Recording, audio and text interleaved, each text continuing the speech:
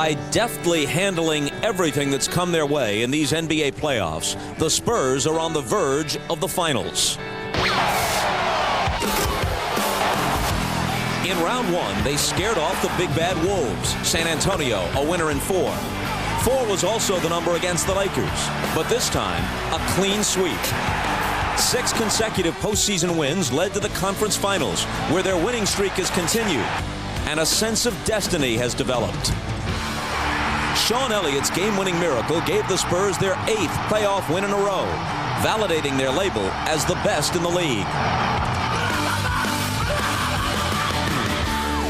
2 nights ago, San Antonio's superior play continued, and a fresh hero emerged. This time, Jaren Jackson pointed them to victory number 9, which might force the league to issue a warning.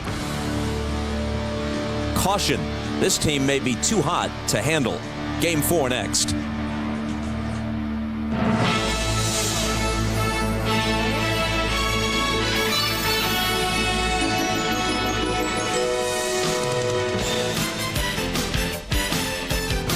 This is the NBA on NBC. The 1999 NBA playoffs. Tonight, it's the San Antonio Spurs versus the Portland Trail Blazers. On the brink of elimination, down 0-3 to the San Antonio Spurs, the Trailblazers have seen several players, Arvydas Sabonis and Brian Grant among them, perform in this series well beneath the standard they set in the regular season.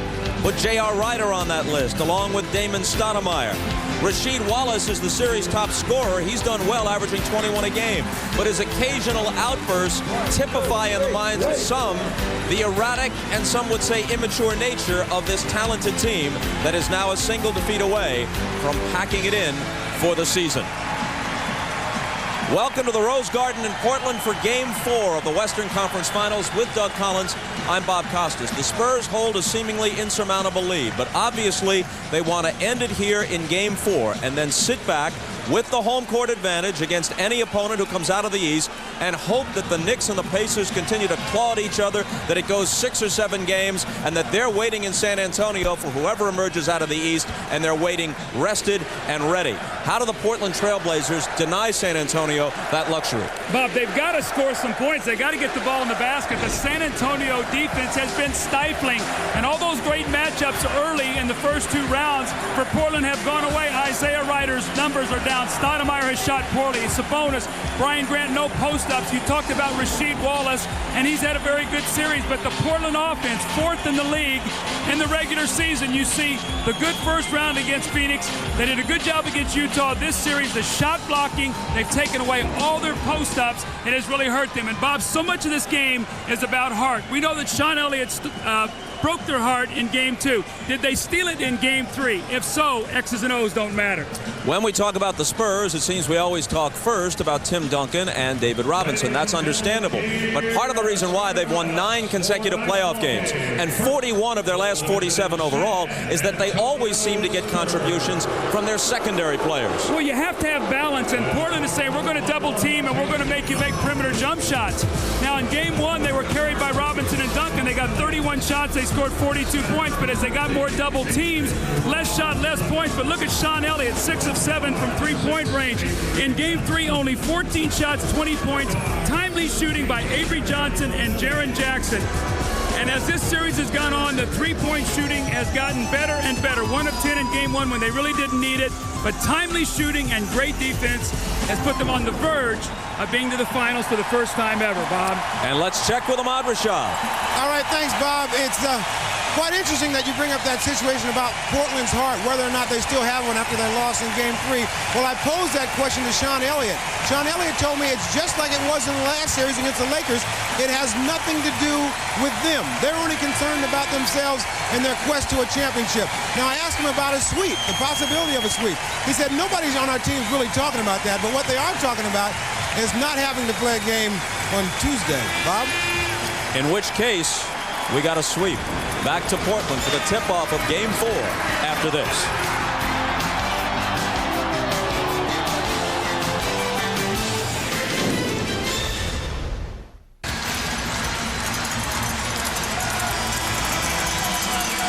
Counting the playoffs, the Trailblazers are 27-4 at home, but half of those 4 defeats have come against San Antonio, a team which has now defeated them 6 consecutive times.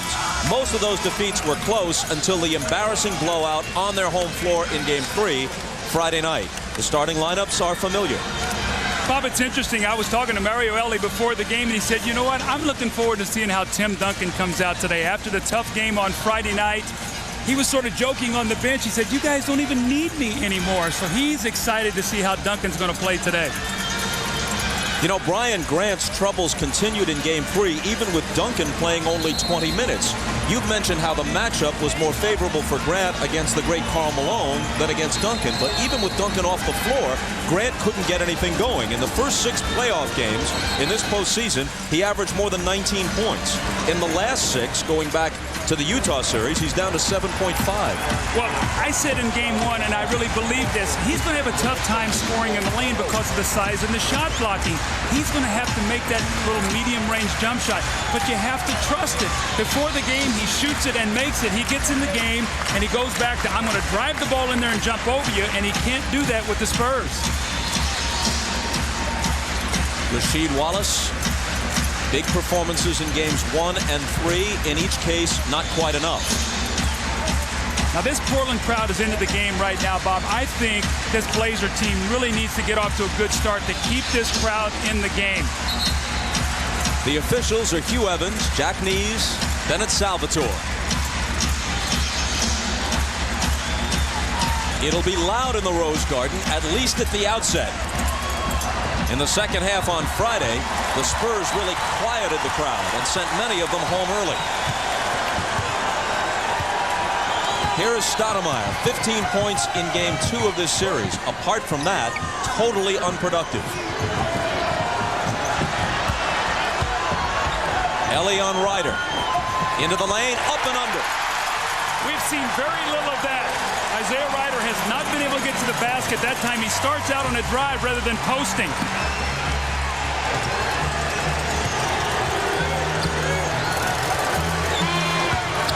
Robinson can't tie it.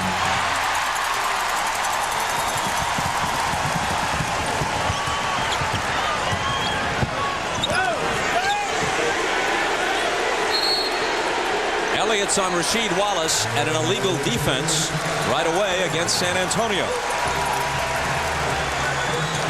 Some would say Greg Popovich should have been the NBA's Coach of the Year. Mike Dunleavy of the Trailblazers was the selection, and it's hard to dispute that. They both did excellent jobs. Yes, they did. And remember, this team got off to a 6-8 start. They stayed patient. They hung with it. 41-6 since then. Wallace over Elliott.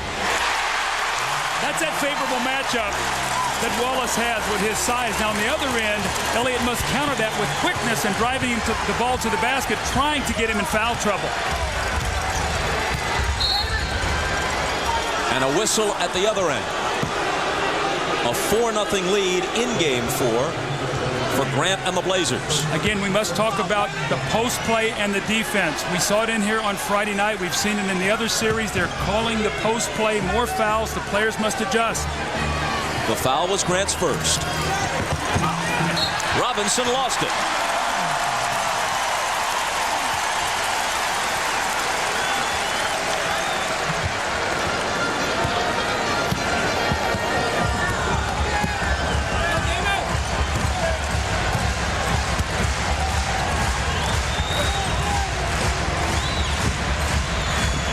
Ryder misses from the head of the key. Grant follows.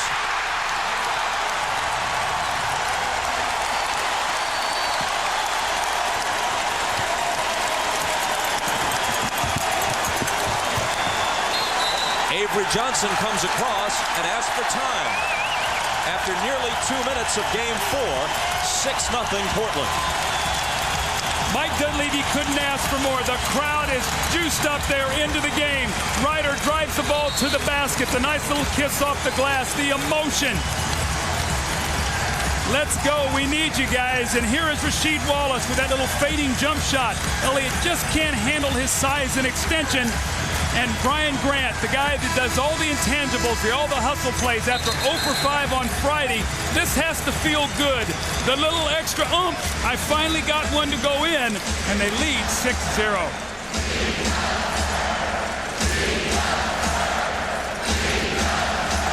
They're putting it in the basket. That's what you got to do, Bob. You got, as good as your defense is, you've got to be able to find a way to score, and they have just not been able to do it. Off to a very good start today. As a team, they shot a near record low 25% from the floor in their Game 3 loss. Here's Duncan. Back to Ellie.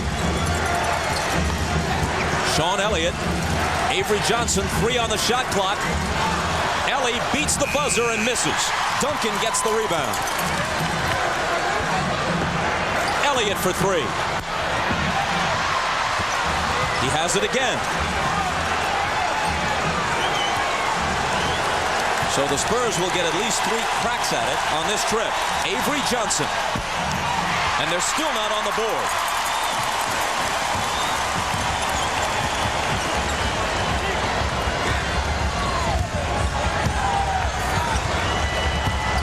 Stoudemire with a long one. Off the back iron. Sabonis is on the offensive glass. Behind the back pass, and Stoudemire's second attempt is there. Boy, the energy's there right now for Portland. You have to really like the way they've come out if you're a Blazer fan.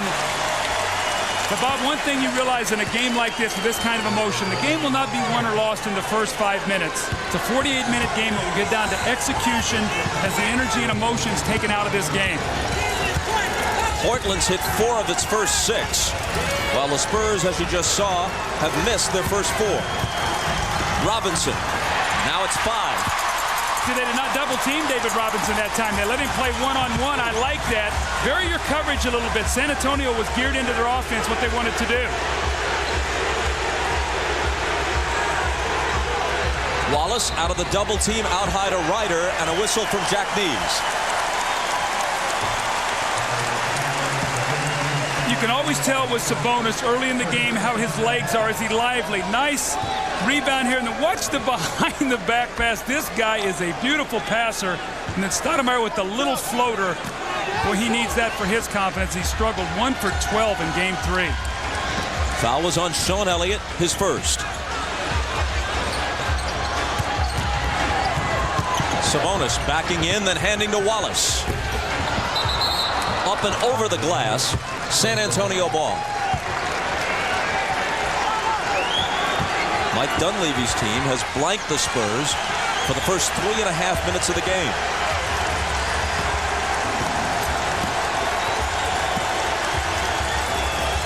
Elliott can't put an end to that. Duncan has it knocked away as he went up. It'll still be San Antonio ball. See the game plan. Bring Sean Elliott off some screens. Make Rasheed Wallace cover him. That time he had a little jump shot. Never got himself on balance.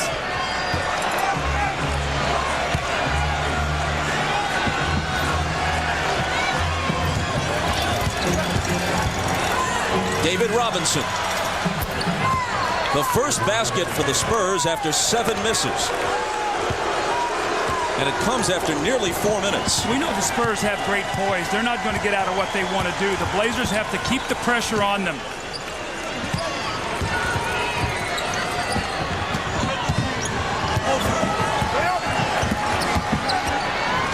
Stoudemire. Got it. Everybody involved here for the Blazers. Stoudemire has 2 field goals. Wallace 1, Grant 1, Ryder 1, and Sabonis 4 rebounds. Very good start.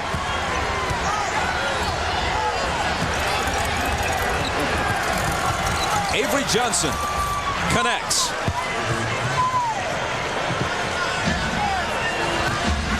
Here's Damon Stoudemire, 4 points already in this game. He had 2 in Game 1, 2 in Game 3, 3 in the 6th game, a win over Utah. So with the exception of Game 2 when he scored 15, he's been very unproductive. Good start to Game 4 for him. And a San Antonio foul.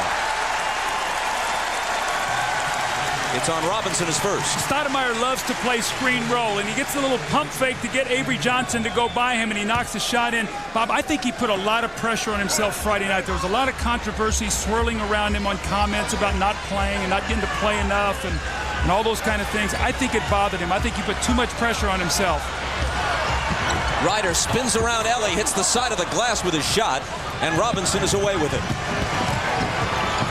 Trailing the play, Elliott. Sean Elliott slicing through, and a whistle. The Portland foul is on Rasheed Wallace. Timeout, 10-4 home team. The other day, Doug Collins was talking to Damon Stoudemire and made the point to him that David Robinson, a truly great player, an already established Hall of Famer, has willingly taken a secondary role on the Spurs, and it's worked to the benefit of his team. And Doug wondered if Damon could do the same thing. The difference between me and David right now is that David is a little older than me. And when you're 25, you still got a chip on your shoulder. You still got a little bit of an ego. I got a lot of fire in me. And, you know, when things don't go my way, you know, it hurts, and it hurts a lot. And, you know, I'm going to make it better, and it's going to get better. But, you know, what's happening to me this season is something I'll never forget.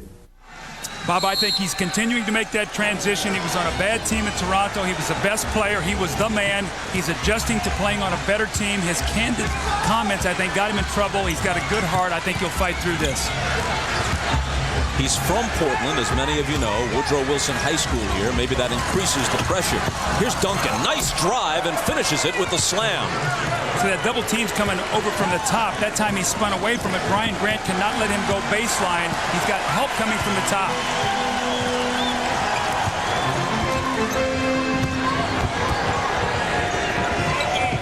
Sabonis into the post to Wallace. Now he has it back and misses the jumper. So they really need him to hit that shot. So David Robinson, when he gets back in there defensively, kick that thing out. Robinson, count the basket plus the foul. And that'll be one on Sabonis.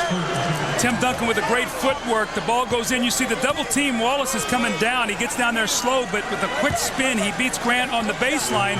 Then they go back to David Robinson. So a little single coverage here on Robinson. This time he posts up against Sabonis. 2 quick field goals by the Twin Towers. 5 straight points. They've cut into that lead. 3-point play makes it 10-9. It was 8-0 only a moment ago. Here's Ryder. Gets the roll. They've done more of that today than they have in the first 3+ games. Running him off screens. Normally he posts. They're running him off screens, getting him some shots on the move today.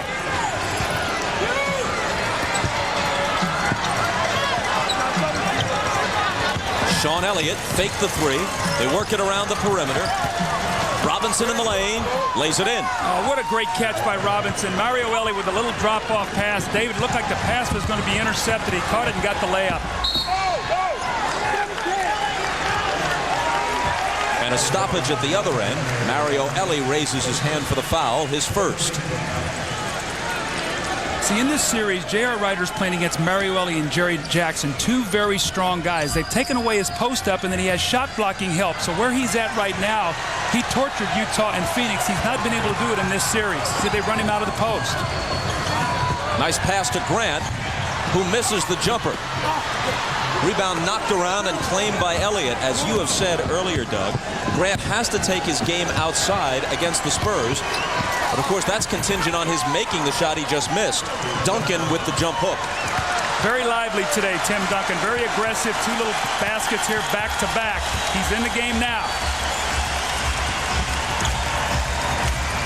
The Spurs have their first lead.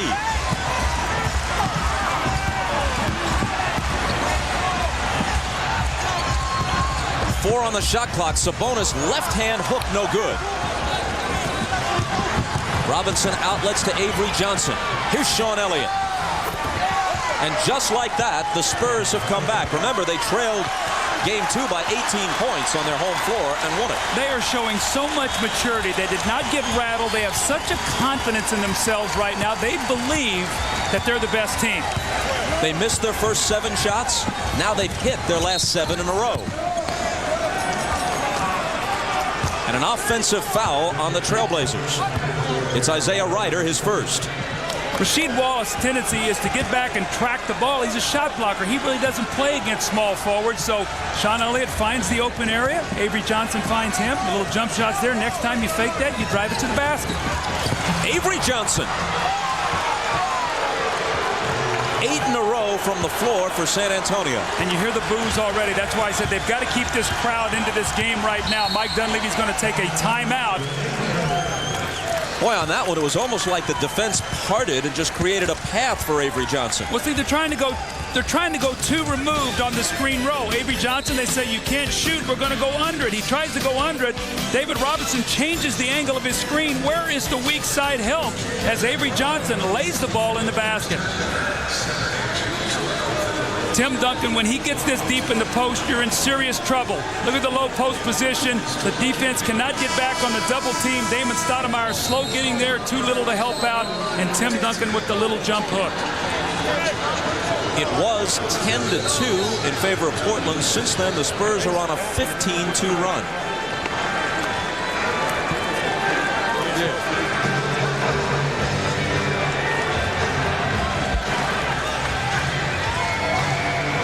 Listen to how quiet it's become at the Rose Garden, which is often among the loudest arenas in the league. Now, one of the things that the Blazers must do right now is not try to break away and go individually. They have to do it as a team. They will not do it one-on-one.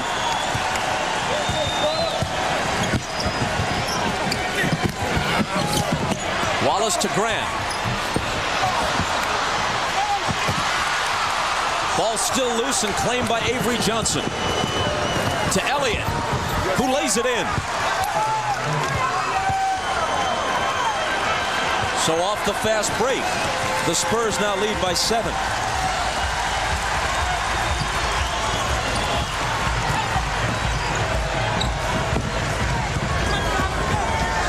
Ryder faces up on Elliott. Unleashes the jumper and hits it. That little shot will be there because Elliott's worried about his explosive quickness. He's got to trust it. He's got to shoot that little jumper. Robinson gets deep on Sabonis. Bounces off of him, sticks with it, and there's a foul. Sabonis and the Portland crowd can't believe it. Back to Portland after this.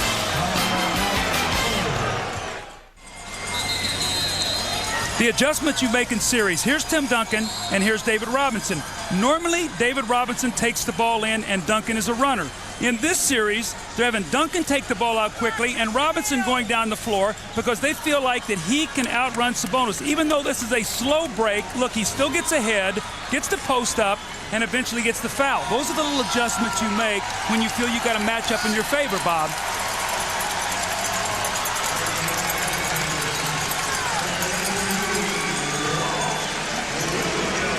In general, there isn't as much fast breaking in the NBA as there used to be.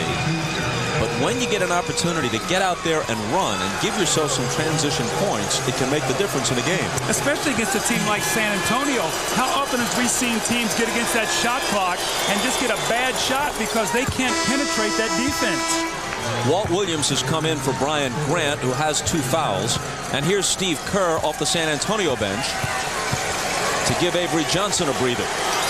Remember now, Steve Kerr played in Game 3. He had been really struggling 0 of 12 for the whole playoffs. Finally hit his first shot, was 2 for 5, so they will have to identify him as a three-point shooter. Jaren Jackson is also in for San Antonio. Ryder to the basket, and then kicking it back outside to Stoudemire when his path is blocked. Sabonis open, and hits one. He's got to make that shot. In Game 2, he did. And that's the game it looked like Portland was going to steal till Elliott made the big shot to beat them at the end.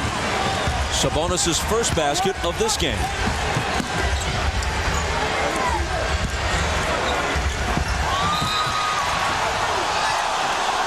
And another Portland foul. It's number 2 on Rasheed Wallace, who fouled out of Game 3. Now, this is Sabonis. Now, when you play against shot blockers, watch Duncan and Robinson. Look where they go. They track the ball. You slide out, work behind them, and you get the open jump shot. That's what the Blazers have to do. That's what Brian Grant has to do. That's what Wallace has to do.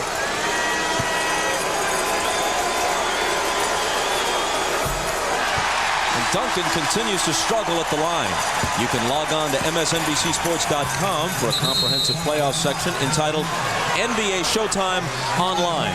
Get Bill Walton's in-depth preview of tomorrow's Pacers-Knicks game. Find out why Isaiah Thomas believes the Knicks winning the series hinges on one key factor. And a key factor for Portland continues to be whether or not one of their best players, Rasheed Wallace, will ever grow up and learn how to control his temper. He gets hit with a technical here. And it was really uncalled for. He got the foul, and I watched the whole way. Jackie Neese watched him, and he clapped at Jackie Neese and sort of made fun of the call the whole way. Jackie Neese was like letting him get off the floor. Eventually, he called the technical, but you could see 8 technicals. And, Bob, in the fourth quarter the other night, they got it to 14, got the tee, they got a score and a 3, and it went from 14 to 20. Basically, the game was over. It killed the surge that the Blazers were trying to make. After making 80% of his free throws in the sweep of the Lakers, Duncan has shot foul shots very poorly in this series. He's now at 50% in this series, 13 of 26. Sabonis. Oh, you can't be more unlucky than that. That wasn't halfway down. Looked like it was about 3/4 of the way down. Here's Jaren Jackson. He hit 6 threes in Game 3. He misses his first of Game 4.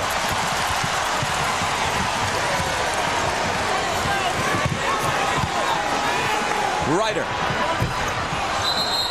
San Antonio ball as it goes over the glass. Now see, Sabonis hits a jumper. David Robinson said, I better get out and contest it. Puts it on the floor, and even though you're not quick, he gets the shot off, and that is a heartbreaker.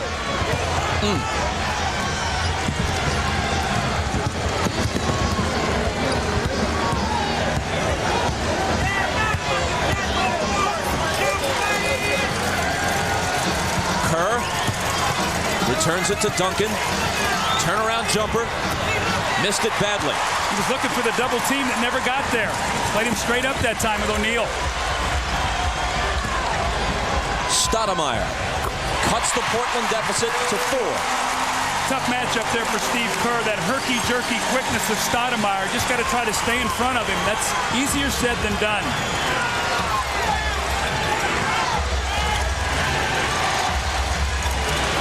For 3. He hit a couple of shots from the floor in Game 3, his first baskets of the playoffs, but he's still not in his kind of groove. Not in rhythm right now, but the one thing about Steve Kerr, you know he's going to keep shooting it. Stoudemire shoots it over Duncan, who comes up to take him on a switch, and he misses it.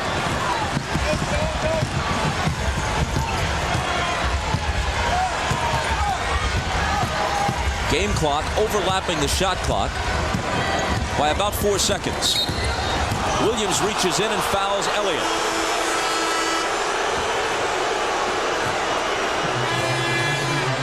Again, Stoudemire loves to run that high screen roll, wing screen roll, that little left crossover back to the right. Steve Kerr just got sort of stopped in his tracks.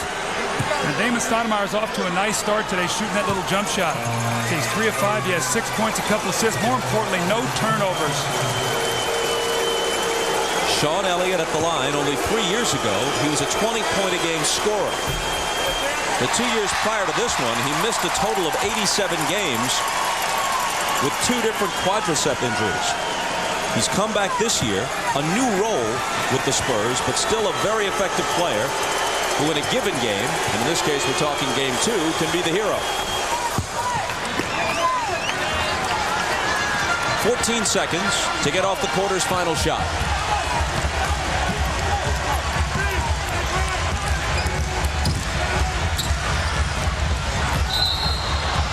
Ryder looked like he traveled. There may have been a foul just before it. Looked like Bennett Salvatore was about to call him for walking, but Hugh Evans, a millisecond before that, spotted a foul. Well, the Spurs had a foul to give, so it'll be sideline out with 3.1 seconds to go. Remember, Anthony hit a shot here. Let's see if Stoudemire can shake himself loose and come up to the top and hit the jump shot. Foul was on Will Perdue, his first. Stoudemire gives it to Sabonis, beats the buzzer, and misses what would have been a 3. David Robinson off to a very, very good start. 9 points in the first quarter. San Antonio leads by 5. And remember, Robinson, the leading scorer during the regular series against the Blazers. He's continuing that once again today.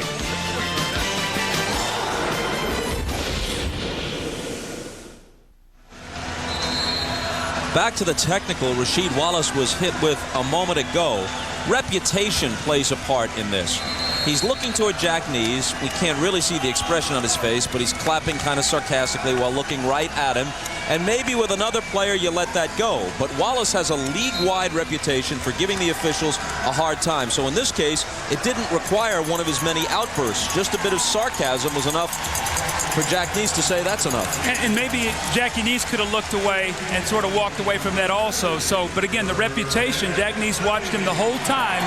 And those are the things that Rasheed has to stay away from. You see 12 fouls and 2 technicals here in this series.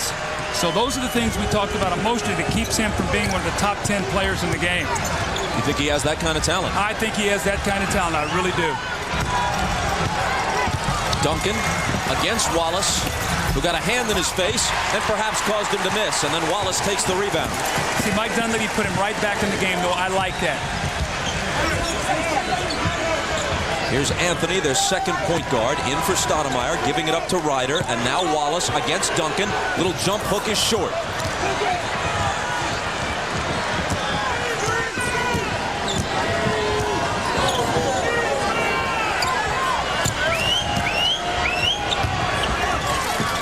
Jaren Jackson out of the corner, dribbling up top, then throwing it inside for Duncan. His shot bounces off no good, but Purdue is on the offensive glass. Will Purdue quietly did a real good job in Game 3 with his defense and his rebounding. Sometimes goes unnoticed in there. Sean Elliott swishes the 3. Extra shots, what happens? Get burnt with a 3-pointer. For a moment he hesitated. Then when he saw that Greg Anthony was the defender and he could get it away even with the hand in his face because of the huge size difference, he let fly.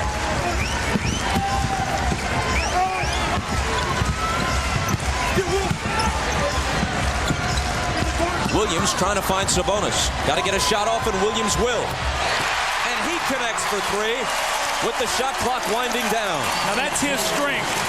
Excellent three-point shooter. Remember Game 2, he had 2 big threes. Now Sean Elliott handling the ball. Why? Because Anthony playing Kerr. They want to get him away from the basketball so he can't pressure the ball. It was knocked away, but Anthony couldn't save it. The fans save Anthony.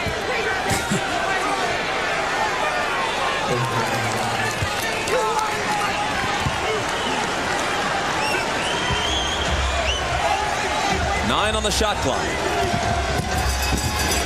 Jaren Jackson. Well, Alonzo Mourning went out in the first round. Dikembe Mutombo and Allen Iverson in the second. Patrick Ewing's on the shelf with an injury, so the only Georgetown product left in the playoffs is unheralded Jaren Jackson. Where's John Thompson? We need him here today to watch Jaren Jackson. He's normally at the playoffs watching Patrick and those guys, right? Long trip from D.C. to Portland. Maybe if they make the finals. Sean Elliott spotting up behind that three-point line. Bob, good call there. He sees it's Greg Anthony. He's got the size advantage. He knocks in the 3. And, you know, Jaren Jackson's been making little open jump shots. Here's screen roll going away from the basket. Nice square up. Gets those shoulders square to the target. Good rotation. And knocks it in. And at the other end, the foul was on him. Well, David Robinson and Tim Duncan have been seeing so many double teams. Today they're getting a little single coverage. Robinson, we know, can make that little jump shot. Tim Duncan with a quick spin on the baseline. Single coverage here. Robinson and Sabonis, he scores. And then Tim Duncan again with single coverage. When you make jump shots, you got to stay more at home on those inside people. You see regular season, the numbers, this series down a little bit, the rebounds. But that's by design by Portland, trying to limit these guys and the timely shooting by the perimeter of San Antonio that's put them in a commanding 3-0 lead. Here is Sabonis with the hook. He is now 1 for 6 in this game and 10 for 36 in the series.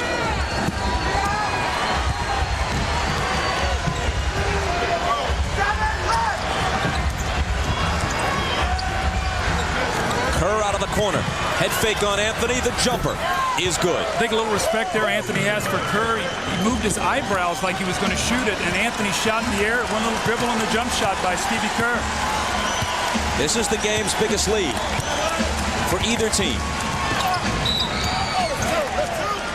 Anthony is bumped at the other end. Let's go back to Kerr's shot. See, when you can shoot, you show a defender the ball, and this is what happens. Look at a little ball fake there. Anthony goes for it, a little escape dribble. An easy jump shot that time by Steve Kerr. And boy, are the Spurs happy to see him now start feeling better about shooting that basketball. 1 of 2 today, 3 points. He was 2 of 5 in Game 3 after getting off to a miserable start in the playoffs, 0 of 12 when he hadn't played much. Jim Jackson is in. Brian Grant is back in. Sabonis is out for Portland. Anthony's left all alone for 3. The rebound to Mario Elie. 3-guard lineup now for the Spurs. Here's one of them, Jackson. Shoots air on an attempted 3.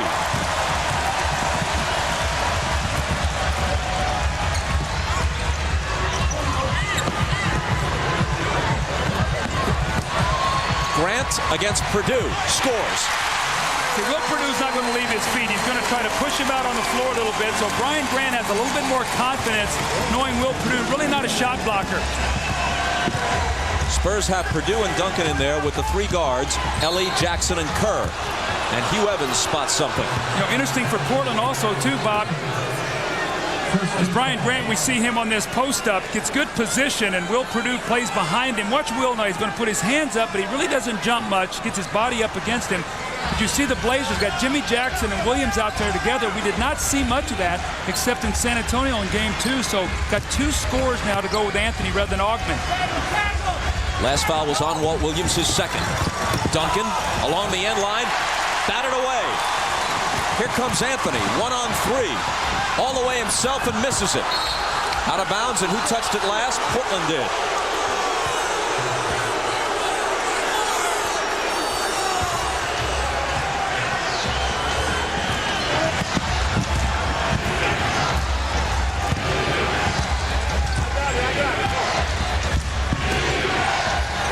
Here's Duncan. Out to Elie, now has it back. Around the perimeter, Kerr has a good look at a 3 and knows what to do.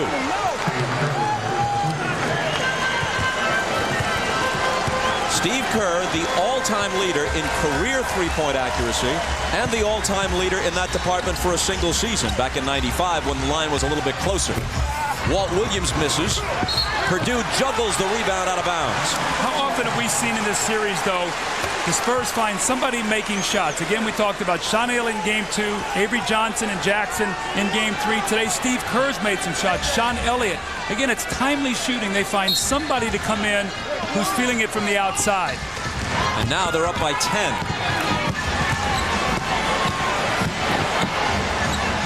Jackson misses the 3 badly into the hands of Grant, and a foul.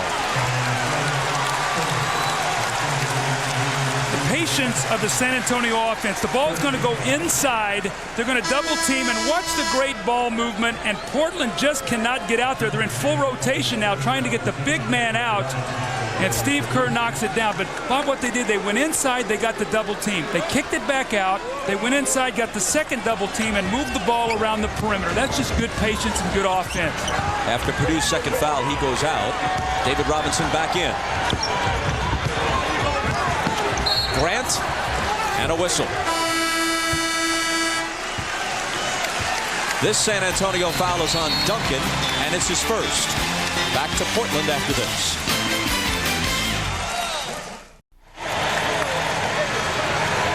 Portland is so fearful of guarding Duncan Robinson with one man with no double teams. Today, 8 double teams. They have 10 points off those double teams. And how do you do it? You do it with spacing, good passing, and then shooting. Sean Elliott gets into the vision, the double team, knocks in the 3. This time, Jaren Jackson comes off a screen. Steve Kerr with a little up and under fake, a little jump shot. And then the great swinging once again, Steve Kerr, who has 6 points in the game. And you see the shot right there, shot chart. 13 out of 27. The shot inside, outside. And Bob, if you want your big man to love you, to have some room to work, make some shots for him, and it opens up the whole game. Just as the Spurs won easily on Friday night with Tim Duncan having a very atypical game, only 5 points. He's just 2 of 7 with 4 points in this game so far, but they lead by 10. And this after trailing by 8. So they turned the game completely around, essentially without him.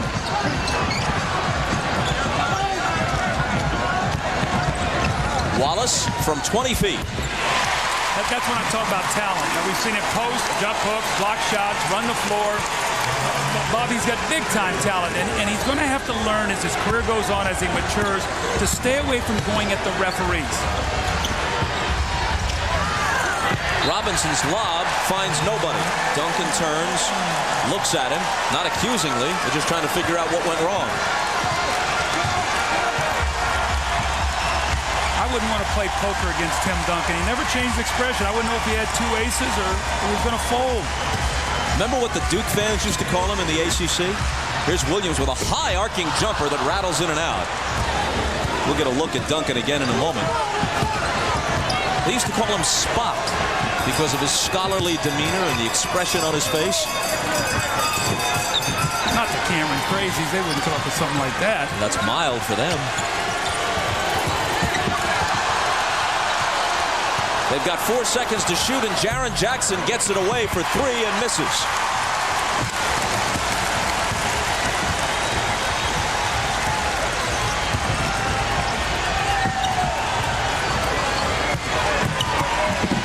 Jim Jackson into a crowd, ball knocked loose. Robinson has it. Kerr ahead for the streaking Ellie. And his pass is deflected out of bounds. The Spurs will keep it, but the Trailblazers break the play up. Rasheed Wallace is going to float on the perimeter, and Tim Duncan steps back in. Again, he gets caught in that little penetration there and that kick out. And again, that's San Antonio's defense, a total collapsing defense. They're not going to give you anything inside. You have to hit those shots over the top, and Wallace can do that.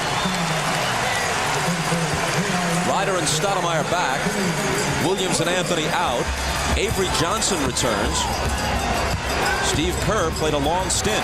Here's Johnson and a foul. You know, Avery Johnson is the only full-time point guard left in the playoffs.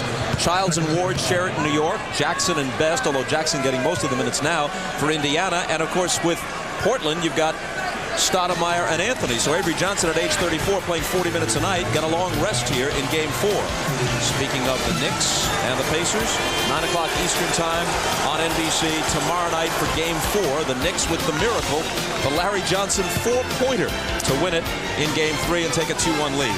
Bob, I was part of a big 4-point play, 6-game Eastern Conference semifinals when I was coaching in Chicago. Trent Tucker hit a 4-point play with about 9 seconds to tie the game, and just dialed up MJ, made a couple free throws, and we marched on to the Eastern Conference Finals. So I've seen that before. Remember that one. Ryan Grant out high and hold on. Tim Duncan hit with his second. Rasheed Wallace is very comfortable playing against Duncan. Why? Because Carolina, Wake Forest, and the ACC, he had success against him. Duncan goes, that wasn't much of a foul, as he's going to have to sit down now with 2 fouls.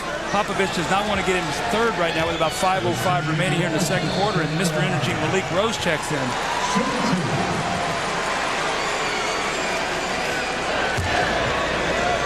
How about this?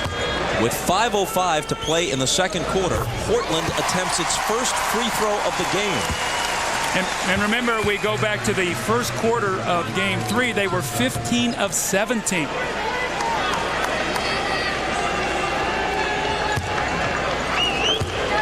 Wallace can cut it to 8 if he hits this.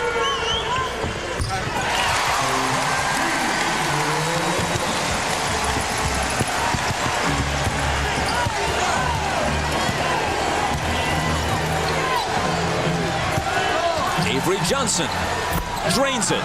He really has become a good open shooter. And Bob, you know one of the reasons why, yes, practice, but he knows where his favorite spots are on the floor, and he gets there. And they get him the ball in rhythm.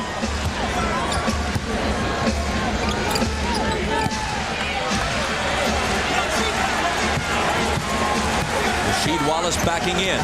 Rose on it. Turnaround. He was bumped. Could have been a 3-point play. As it is, he'll shoot 2. When the ball goes into the post, Avery Johnson will relocate. You see Stoudemire double teams. Watch, he slides over to one of his favorite spots, gets his feet together, nice rhythm, and knocks the shot in. Stoudemire can't get there.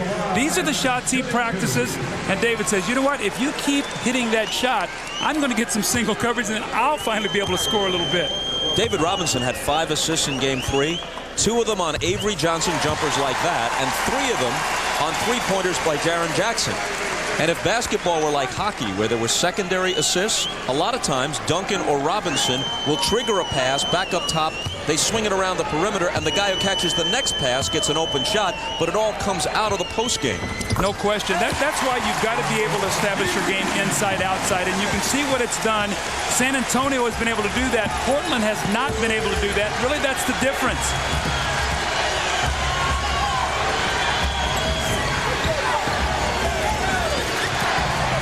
Here it is again. Elliott returns it to Robinson. Around the perimeter for Johnson.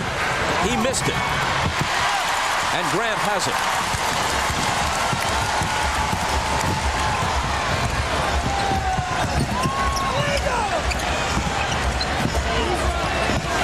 Take his time here. He has the advantage.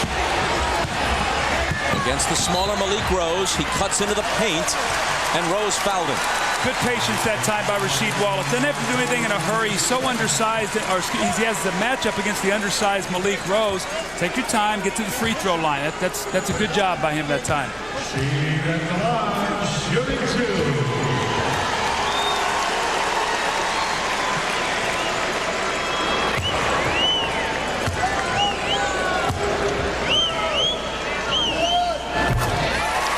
He's been perfect at the line, 5 for 5. He's the only Blazer to visit the foul line in this game.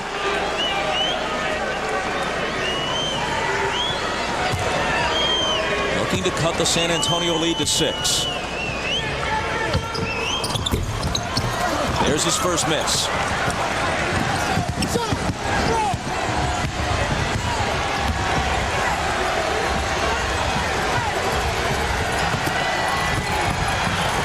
Robinson. And the rebound to Jim Jackson. Pass intended for Grant. Robinson is back to pick it off. How quickly he got back on defense after missing the shot at the other end. Well, part of the Spurs' greatness on defense, their big men can both run so they can get back.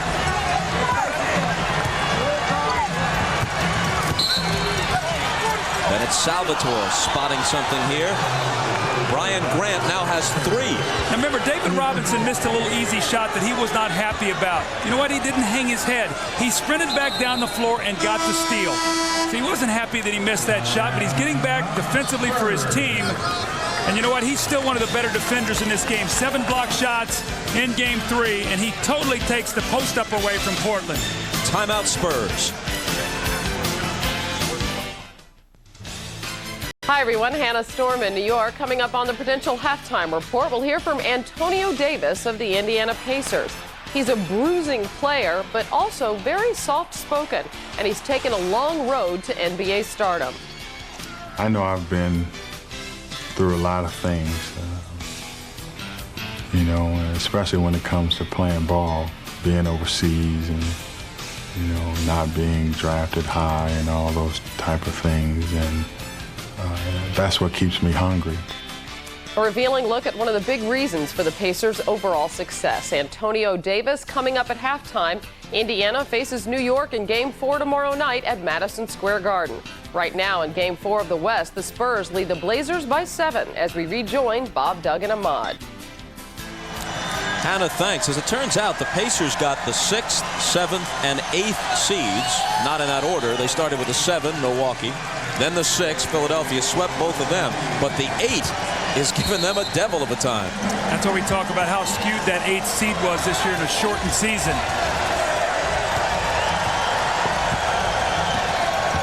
Here's Avery Johnson. Into David Robinson. Sean Elliott, great look at a 3, but he's off with it. Malik Rose on the offensive glass, his specialty. Look how deep he is on this pick and roll. Robinson now loves to go for an alley-oop on this if they jump out. He jumps out instead for the jumper that's short.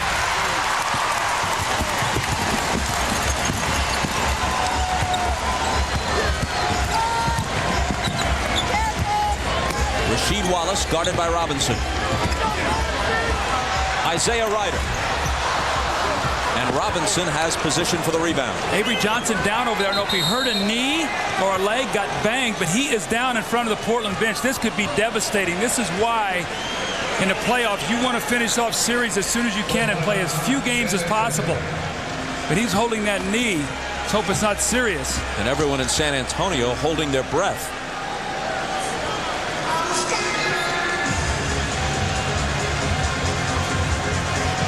We're not going to speculate on how serious it is, but this is the sort of thing, if serious, that can derail a playoff run. Here's Avery Johnson right here. He's going to run at the shooter, and let's watch if he lands funny.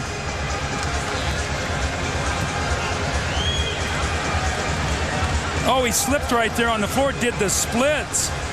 Oh. Ahmad Rashad will check on Avery Johnson's condition, and we'll be back to Portland in a minute.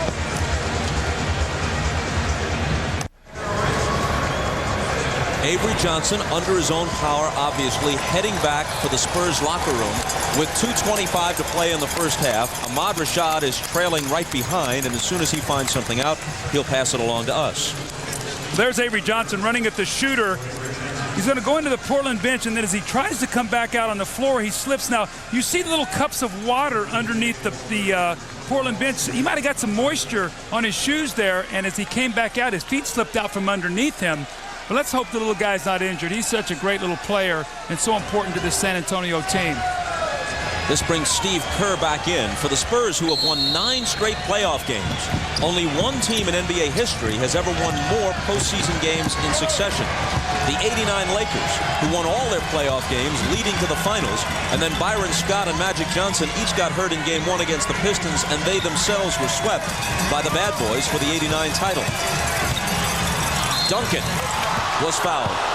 O'Neal was on it. Bob, 3 times I've counted in this game, Duncan has been posting up, and the ball has slipped out of his hands. We've seen it happen 3 times. He goes up this time. I don't think he got hit on the arm. You look, see him blowing on his hands. I don't know if his hands are slick or they're cold, but he's having a tough time holding on to the ball. Needs to go to the rosin bag. I guess so.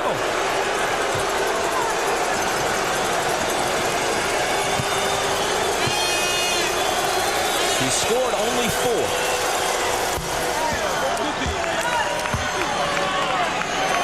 Got good low post position. He swings in there, and the ball just slips out of his hands. And again, I've seen that happen 3 times with him in this first half. Good sign for him, though. Hits 2 free throws and hits them cleanly. Last 2 minutes, we talk about it, Bob, all the time. Very, very important time for Portland here. Down 9 going into the half. Stoudemire around Kerr, then tries to bounce it to Wallace, who loses it to Robinson.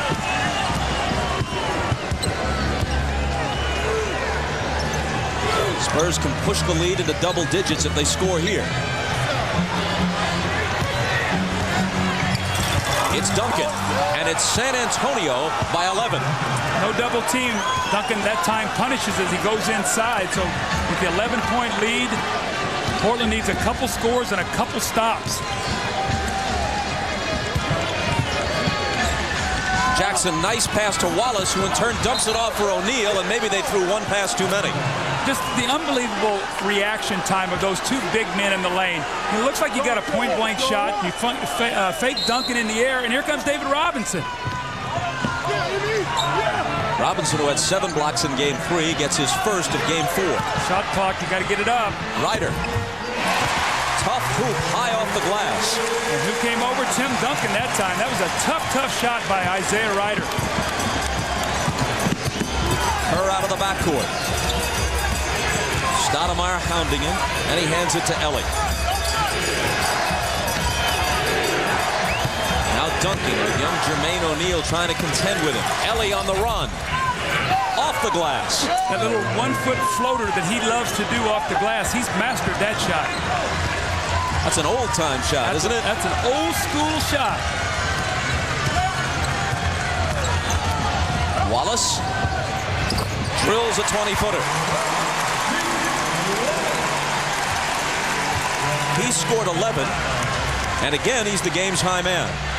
They're going to go back through Duncan once again in the post. Elliott is a feeder. If they double team, you got 3 3-point shooters out there in Elliott, Kerr, and Ellie. Robinson double teamed and lost it. 12 seconds to get off the half's final shot. Wallace. Stoudemire. 5 seconds. Ryder on the move. Stoudemire grabs it but can't get the shot away before the buzzer sounds.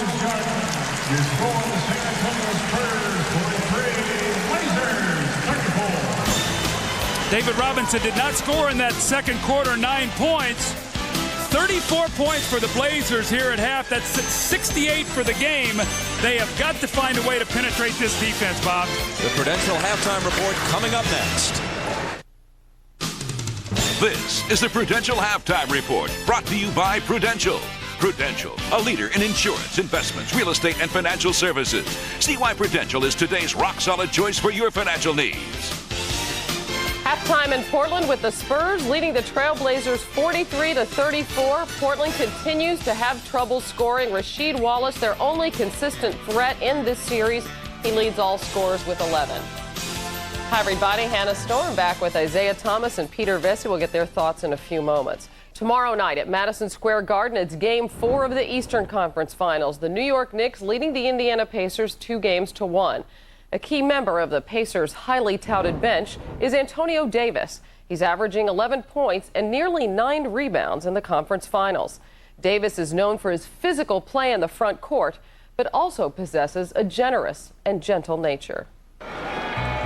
I am the guy who comes off the bench and gives the team a lift. I am that guy that will at any time be there to fill in gaps. Rejected by Davis. I'm the guy who will control the paint if I can. Antonio's road to the NBA began in Oakland, California. He grew up in the same neighborhood as Jason Kidd, Isaiah Ryder, and Gary Payton. But his dreams of playing basketball were tempered by the dangers of everyday life. When you talk about all the guys that came out of Oakland, we grew up in a tough neighborhood. When we talk about the drug environment, he's seen them on the street corner selling drugs. He's heard of the shootings outside of the house. He's seen it all. The only thing that makes it tough is when you get caught up in it. I really have to thank God for my mother and my grandmother just for keeping me out of trying to protect me from all the things that was going on around me. After high school, Antonio traveled a long way from home to the University of Texas, El Paso, where he played under a legendary coach, the Bear, Don Haskins. Leaving Oakland, California at 17 years old, going to Texas, El Paso, I really had to just grow up first. I had an assistant with me at that time who by now is world-renowned, Tim Floyd. And Tim kept telling me about this kid that didn't shoot very well, didn't have much offense. So I ended up going out to Oakland, California, and meeting Antonio's mother. He told us up front that Antonio's best years were ahead of him. He didn't feel that he was truly developed into the type of basketball player that he actually thought he would be. But I think the biggest thing was learning from a great coach the game of basketball, learning how to play defense the right way, learning how to use the tools that you have to improve and to find your knack. Indiana, number 45, selects Antonio Davis. After being drafted, Davis worked on his game overseas for 3 seasons. He returned and formed a lasting relationship with then Pacers coach Larry Brown. He taught me a great deal when he was here, just not about the game of basketball, but learning every day. Every time you step on the floor, you learn something else. Tony Davis has been great for me. I mean, this kid, we got him as a second-round pick coming from Europe. From day one when I got there, Haywood and Tony Davis, they gave their heart and soul to me. I hated to see him leave, but I understood. To this day, it's just one of those things where I look back and I thank him, and I know he's a big part of my success. This season, the 30-year-old Davis has embraced his 19-year-old rookie teammate. With the 25th pick of the 1998 NBA Draft, the Indiana Pacers select Al Harrington from St. Patrick's High School in Elizabeth, New Jersey. After we drafted him, he was in town, and there's just one place that we usually go work out. And when I got there was a young kid running up to me. I really didn't know who he was at the time, introducing himself as Al Harrington. If I didn't have to come to Indiana, I would just stay home. But, you know, coming out here, you know, I met Antonio one time, and, you know, I talked to him. He ended up asking me could he stay with me for the weekend.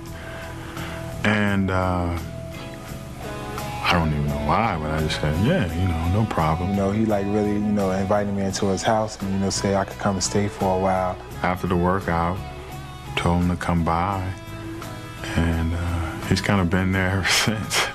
It was Al's birthday yesterday. Happy birthday. Happy birthday, Al. He turned 13.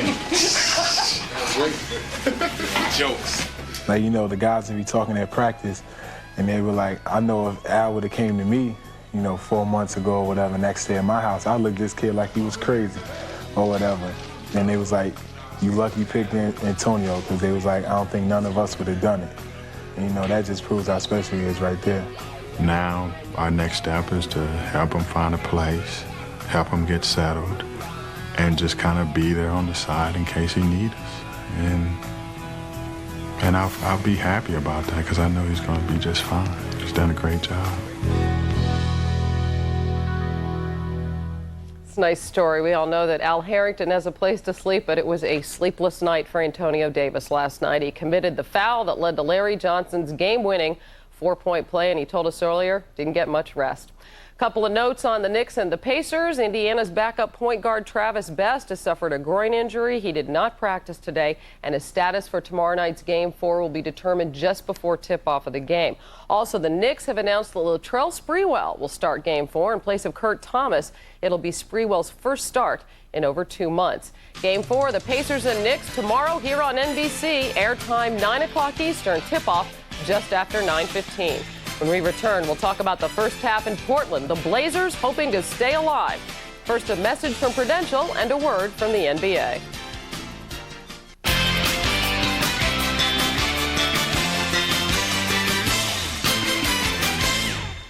It's halftime in Portland. The San Antonio Spurs looking to advance to the NBA Finals for the first time, just 24 minutes away from doing so as they lead the Trailblazers 43-34. You saw near the end of the first half, Avery Johnson, the starting point guard for the Spurs, suffering a knee injury. He has been evaluated by team doctors. They see he has a left knee contusion. He is sore, but the Spurs tell us he is likely to return and play in the second half of this game.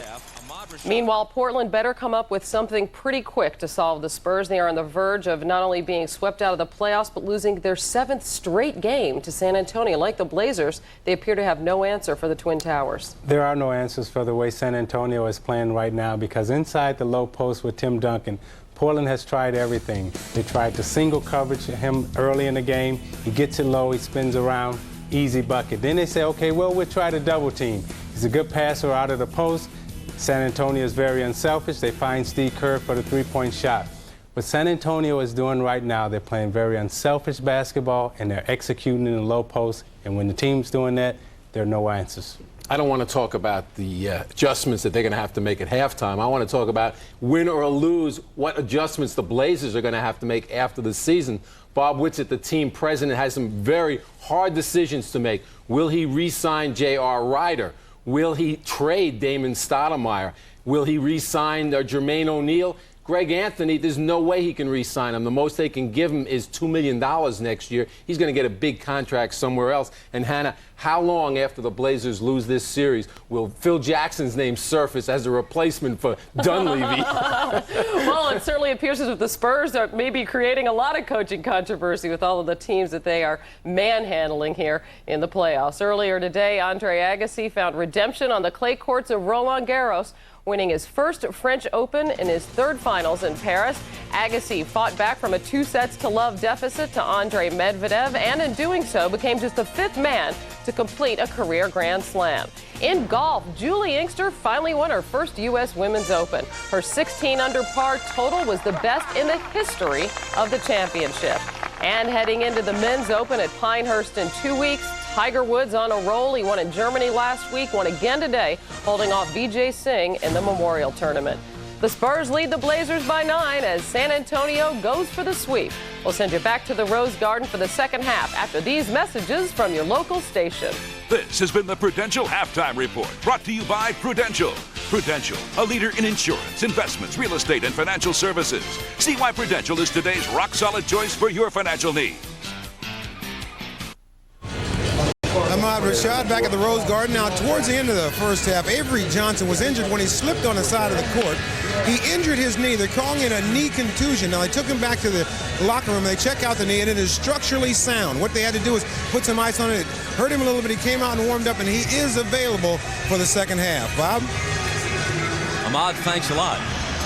Avery Johnson and the San Antonio Spurs, among other indications of how dominant they have been in this series, and especially in games 3 and 4, have allowed the Portland Trail Blazers 71 points in the last 5 quarters. I mean, 71 is a ridiculously low figure for an entire game. 71 for 5 quarters. Well, Bob, you watch their defense, and it looks like Portland might have an opening. At the last minute, you see those two big guys just close it down. Yeah. If you wouldn't even go deeper, Wallace is 10 of 16 in the last 2 games for 58%. The rest of the team, 23 for 97 for 24%.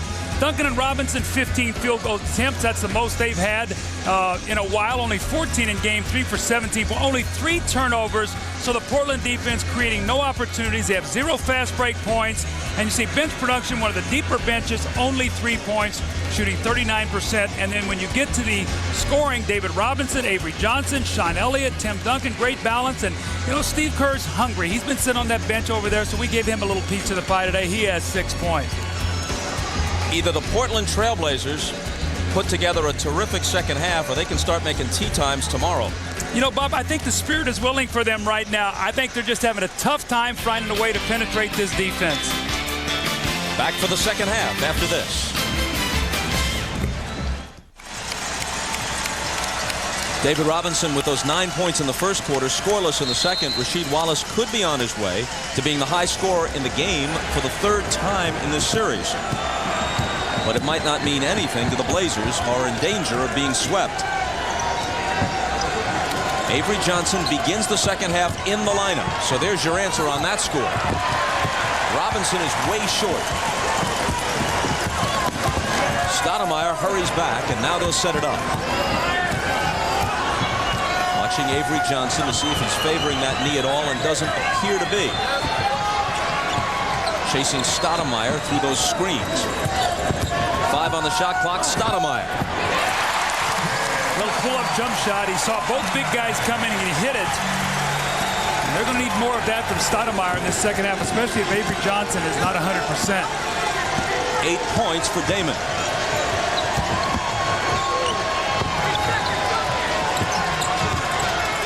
Duncan against Grant. Single coverage, you score. Double coverage, you kick the ball out. You swing the ball on the perimeter, somebody makes a jump shot. So right now they've got it all working. 10 points now for Duncan.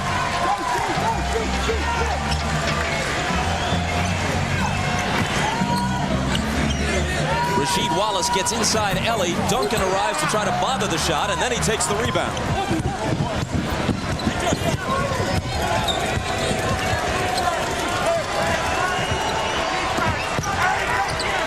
Duncan back out to Johnson. Touch pass to the side for Elliott, and there's your 3. See, bad rotation that time by Isaiah Ryder. Mike Dunleavy's saying, stay with Elliott. He rotates up to take Avery Johnson, who's got a gimpy leg, and Elliott hits a 3.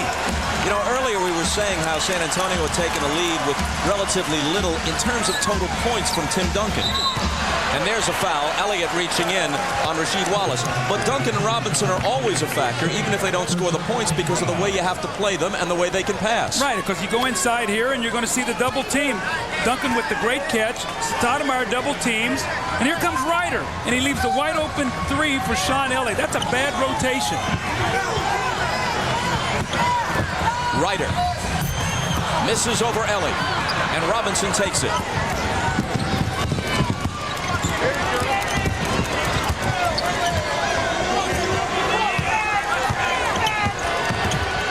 Avery Johnson behind Duncan's screen. Now gives it to Tim for his jumper. Rebound to the 5'10 Damon Stoudemire.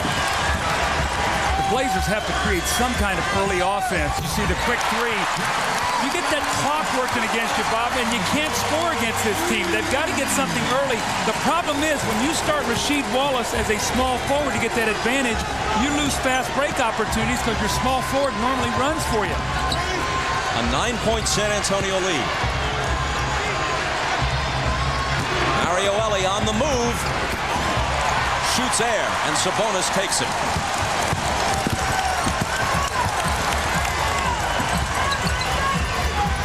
Rasheed Wallace draws a double team, finds Sabonis. And now they're within 7. Nice passing. Wallace with a double team. The nice little pass to give and go. This crowd is pleading for something to cheer about. Robinson is fouled. It's on Sabonis, his second. A little early offense here, although it's not a fast break. You come down on the double team. Robinson helps out, and a nice little bounce pass and a little flipper by Sabonis. Looks like the old George Gervin finger roll there. You don't see a whole lot of finger rolls anymore, Bob. Wilt used it, of course. That's right. Usually with his back to the basket, he just kind of lean in and let it roll off. Now Mike Dunleavy's very unhappy here. He felt that David Robinson was not in the act of shooting. He's letting the referees know he was fouled putting the ball on the floor. And they said, no, he was in the act of shooting.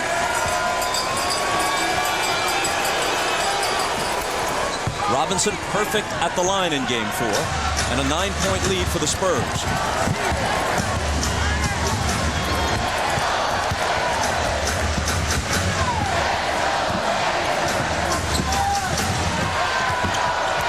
Sabonis hits the 20-footer. If it works, go back to it. That little cross-screen action that hurt them in San Antonio. This time, instead of diving, Sabonis spots up and hits the jumper.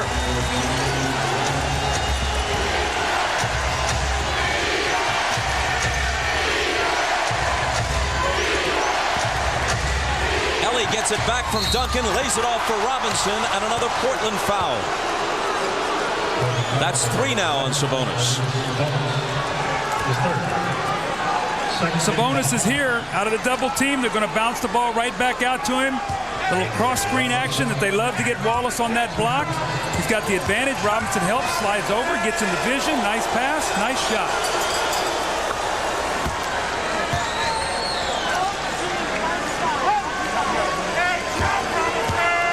The only game the Spurs have lost in this year's playoffs, Game 2 at the Alamo Dome. The only time they've lost in their last 19 at home to Minnesota in round 1. Then they went up to Minnesota and beat the Timberwolves on their home floor in games 3 and 4. They then proceeded to sweep the Lakers, and they're on the verge of sweeping the Trailblazers. As Wallace catches the pass, Hugh Evans catches a foul. It's on Elliott. That'll be 3 for Sean. Going right back through Wallace in that post. You either be a passer, if it's one-on-one coverage, take your time. Elliott's too small to cover you. Just go up and shoot that little jump shot. They're going to take this matchup now. They see what is going on. They're going to put a more physical defender now, Jerome Kersey, taking Sean Elliott out of the game now, just trying to slow Rasheed Wallace down just a little bit. A bit of applause for Kersey as he enters in front of his old hometown fans. This foul's on Avery Johnson. Jerome Kersey was part of the Blazer teams that went to the finals in 1990 and lost to the Pistons, and then in 92 and lost to the Bulls. No sympathy in basketball there. If his leg is a little sore, speaking of Avery Johnson, Stoudemire says, I'm going to try to take advantage of you if I can. Rasheed Wallace spinning on Kersey. And let's see who the call is against. We know it's on San Antonio. And it's Kersey, just in the game, hit with his first. If you're in a half-court game, a big lineup can really help you. That's what we talked about with Wallace playing the small forward position. If you're trying to get in an open court game, it can slow you down a little bit because you got 3 big guys and really minus a runner out on the floor. And that sort of hurt Portland in this series, although they have a great matchup with him. They're getting no fast breaks.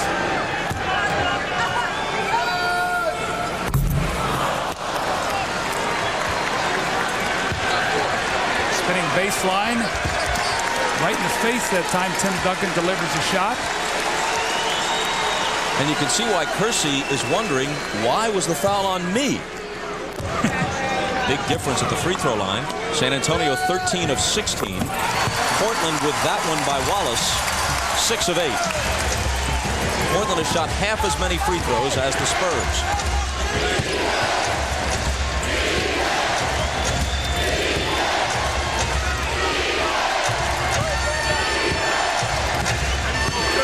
Duncan's fadeaway is short. A chance to cut it to 6.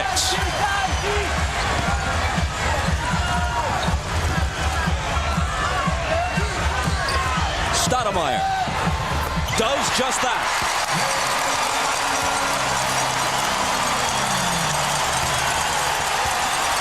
Maybe all things considered his best game of the series. He scored 15 in game 2 but had 7 turnovers. He's got 13 here.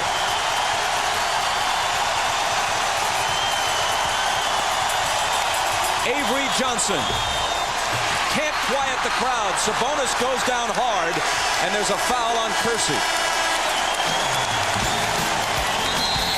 The Blazers showing some life. Stoudemire once again using that quickness. He shoots Avery Johnson, pulls up and hits the jump shot. Little herky-jerky step. Looks like he's going to the middle. He pulls it back, knocks it in. The Blazers within 6, and you're watching the NBA on NBC.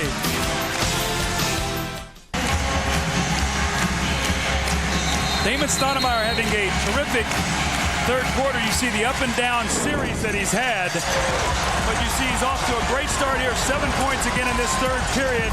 Little pull-up jump shot. He drives the ball. A little medium-range jump shot over the Twin Towers. Testing Avery Johnson's leg again in the jump shot. And you know what, Bob? If you're looking for an advantage, this was the first possession. So we're going to run Avery Johnson around. This is the first possession of the second half. We're going to find out if his knee's sore. He drives the ball around him, pulls up, and hits the shot. So if you're out there, you better be ready to play. And Avery Johnson right now, you can see his knee's a little banged up, a little sore, and Stoudemire's taking advantage of it.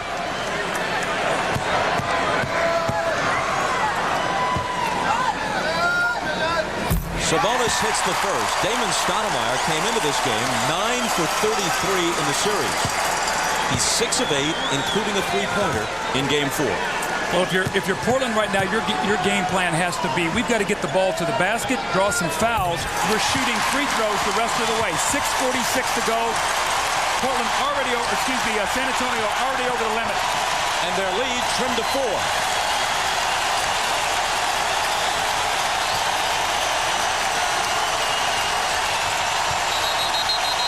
As Kersey bounces it into Duncan, there's a whistle that can barely be heard over the din at the Rose Garden. And it's on San Antonio. How great are these fans? Given the slightest reason to get into this game, they raise a ruckus. That was on Robinson, and it's his second.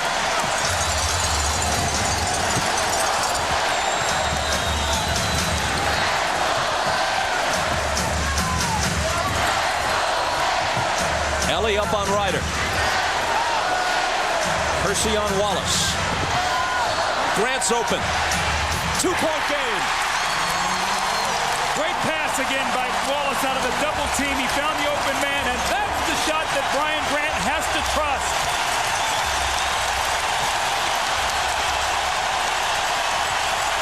Avery Johnson.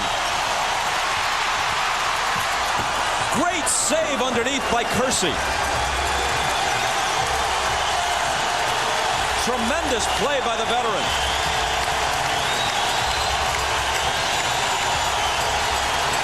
Now he'll take the jumper. Wow. And he quiets the fans who used to cheer for him. Gutsy shot there. You get it to a 2-point game, and Kersey with a great hustle play, Bob, to give his team a possession, and hits that jumper. Ending a 7-0 Portland run.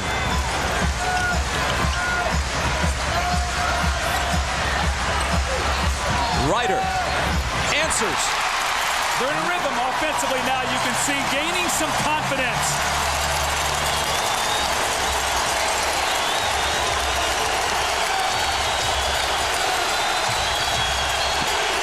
Johnson, a hook.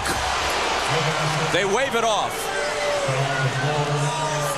The basket does not count. You're on the road. The team is making a run. You're up 2. Kersey saves the ball. The ball swings to him.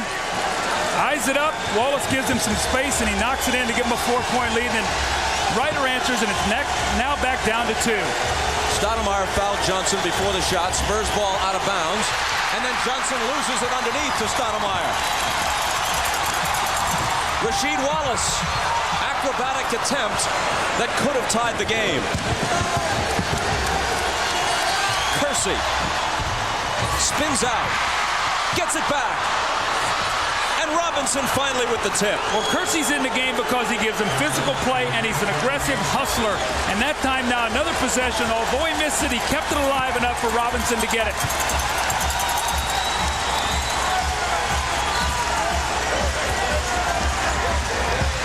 Stoudemire loses it to Johnson, who bats it over to Robinson, but Stoudemire gets back to break up the pass at the other end. And he asked for a timeout, and it's not going to be granted, apparently. He was asking for a 20, and let's see what the call is. They did grant it. They gave him a 20-second timeout. They said he was in bounds, and he was in balance, and he would not have fallen out of bounds. See, Bob, they changed that rule. If you're falling out of bounds, they will not give you the timeout. Avery Johnson and Stoudemire in a foot race. Remember, that's about the same spot that Avery hurt that knee in the first half. Oh, it looked like he stepped out there, but... And at first, Stoudemire fired the ball down seemingly in disgust, as if they were not granting him the timeout. Ball is chased loose to that sideline.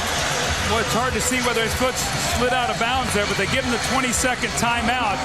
Great hustle by Stoudemire. See Avery Johnson trying to sprint ahead, and David Robinson just a little bit lazy with that pass. Boy, that's really close there, but that's a big play for Portland as they're fighting valiantly to get back in this game. He's on one foot, and they ruled that he had enough time there to call the 20-second timeout.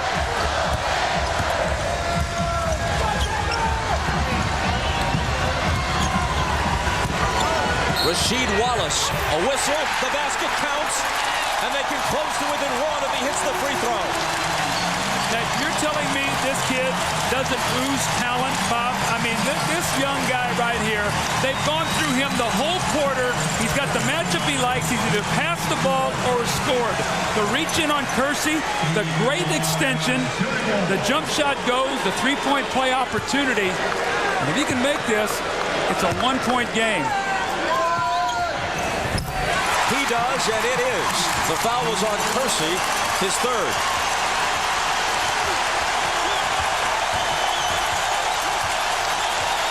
They all come to their feet at the Rose Garden. Sabonis cuts in front of Robinson and steals it. Portland looks to take the lead.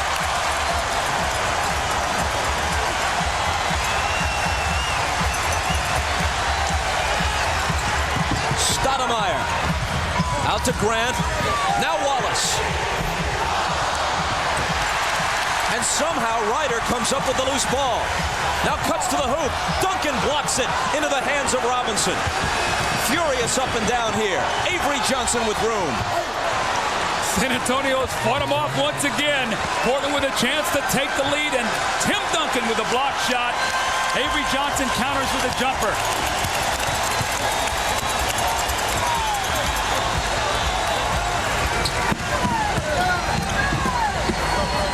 Rasheed Wallace. Sabonis behind the back to Ryder. In the lane, off Grant's leg, picked up by Wallace, and a whistle from Bennett Salvatore.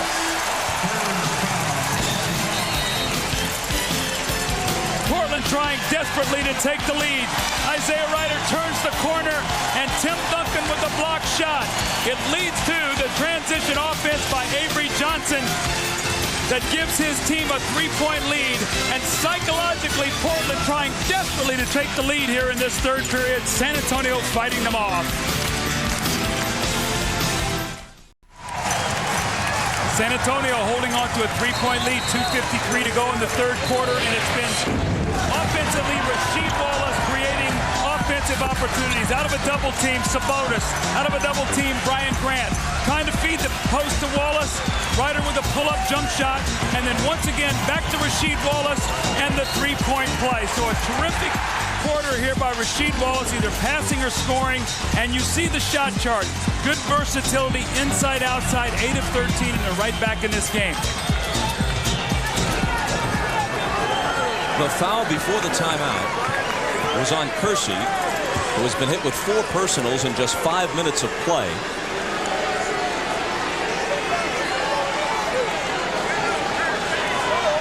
Rasheed Wallace is standing at the foul line, but it's really Brian Grant who should be shooting, and now they exchange them. That's good refereeing that time. Rasheed Wallace is the better free throw shooter, so he tried to sneak in there and shoot him. Tried to do that many times in my occasion to sneak a few points. Bob always got caught. Grant swishes it.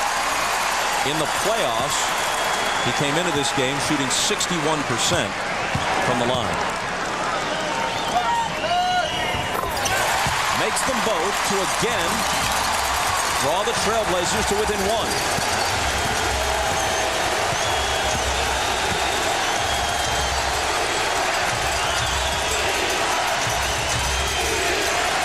Jaren Jackson. Robinson against Sabonis. Duncan, Johnson. They swing it to Kersey. 2 seconds to shoot. 24-second violation. Jerome Kersey doesn't have that kind of range. That's the difference when he and Sean Elliott on the floor. They need it for his defense, but Elliott gives them a shooter. You know how Elliott loves that corner three-point shot. That time Kersey passed it up. Portland looking for the lead. Got Robinson now on Wallace. Here's Wallace. And it's still the Spurs by 1.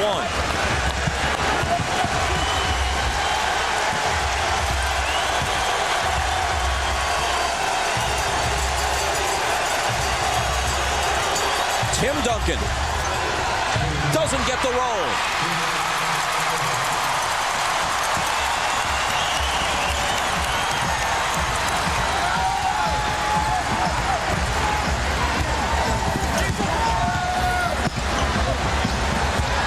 Stoudemire around the screen to the hoop. The floater is good, and Portland's in front. Well, you said a while ago this is best game of the 4-game series thus far.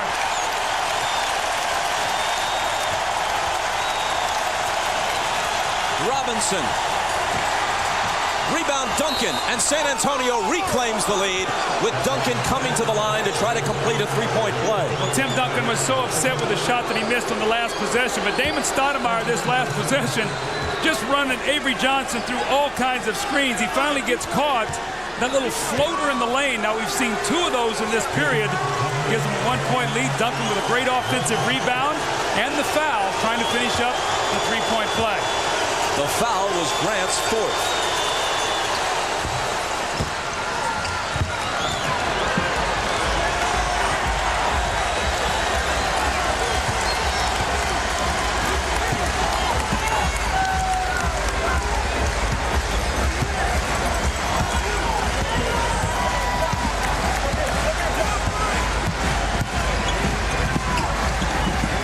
Stoudemire into Grant, posting against Kersey. Ryder. 2 seconds to shoot. They don't get it off. See about what they did that last possession? They put Kersey on Brian Grant, and they switched it over. And that time they tried to post Grant because they thought he had the mismatch. Did not happen for him. Stacey Augmon now checking into the game. We have not seen him yet today. Brian Grant will sit down. Last minute of the 3rd.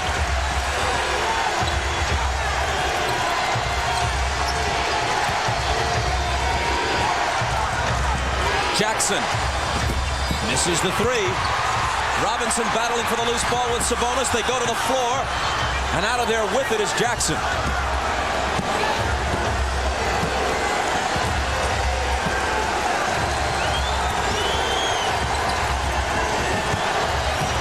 Robinson, contact, and a Blazer foul.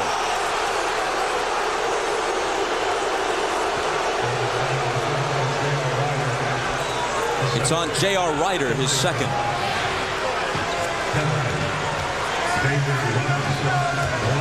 On an all-new Dateline Monday, a man faces prison when two strangers say they can fix the trial. Will he pay to guarantee his freedom? That's Dateline Monday at 8 Eastern, 7 Central on NBC.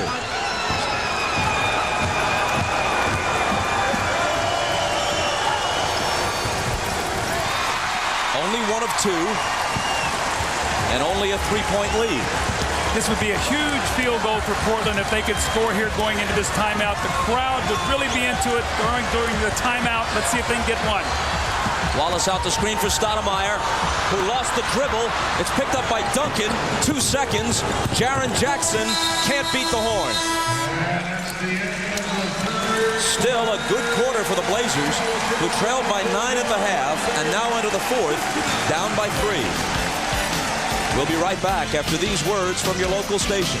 You're watching the NBA on NBC.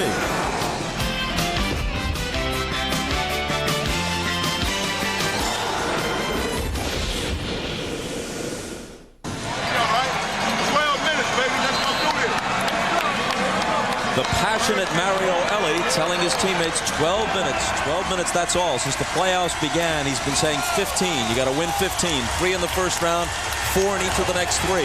They're 5 wins away from their first ever NBA title. 1 win away from their first trip to the NBA Finals. But perhaps some of the questions about the Trailblazers' heart has been answered in this game. Down 3-0 in the series, down 9 at halftime of an elimination game. They come out with a big third quarter and make it a game. I don't think there's any question they're showing a tremendous amount of heart today. If they lose this game today, it's because San Antonio is a better team. And Bob, remember, game 2, if Elliott's shot doesn't go, they're in a 3-point game here trying to even the series rather than just stay alive. Here's Greg Anthony in for the fourth quarter, at least for a while. Rasheed Wallace is open, and he hits off the Anthony assist. Now, they have their best defensive team, and Stacey Augmon is in the game with Greg Anthony. They like to get up the floor and pressure defense now. Anthony generally plays the fourth quarter, but remember, Stoudemire is having a big game. We'll see if Anthony goes the whole way in the fourth. Avery Johnson misses, but David Robinson does not on the follow. See penetration, and Sabonis tried to come over and block the shot. Nobody blocked out David Robinson.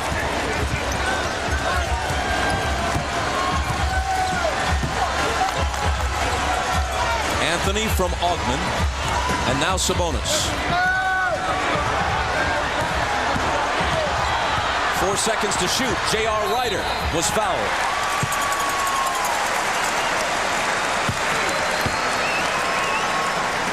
As Avery Johnson gets in the lane, you watch Sabonis. He comes over, and David Robinson seals off, so it looks like he's actually the defender, but he has inside position and tips the ball in. That's what happens when you go for block shots and you don't get them.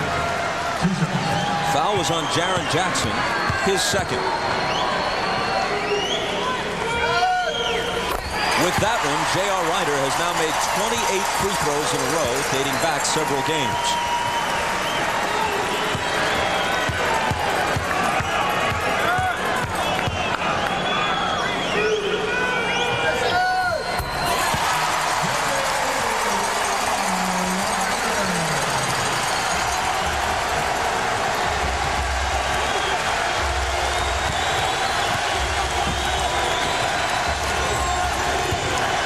Jaren Jackson into Duncan, spins around Wallace to score, plus the foul.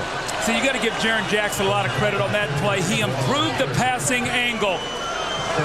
Duncan had him sealed in the post. Now watch him bring the ball over to give himself a better angle to feed the post. That is a terrific play by Jackson. It's a subtle thing, but it gives a team a chance to get a three-point play. 3 fouls on Wallace. 15 points now for Duncan. And the lead goes to 4.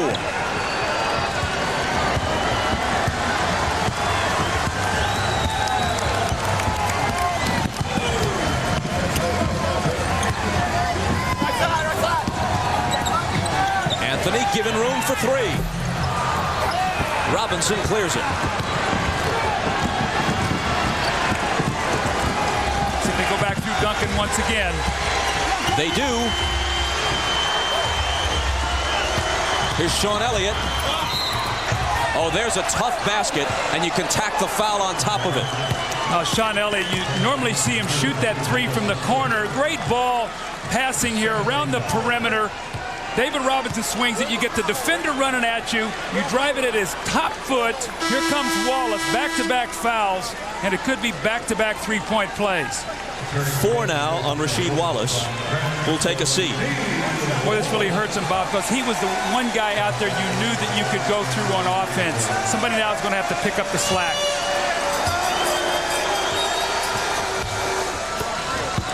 Consecutive three-point plays, and a one-point game becomes a 7-point lead for San Antonio.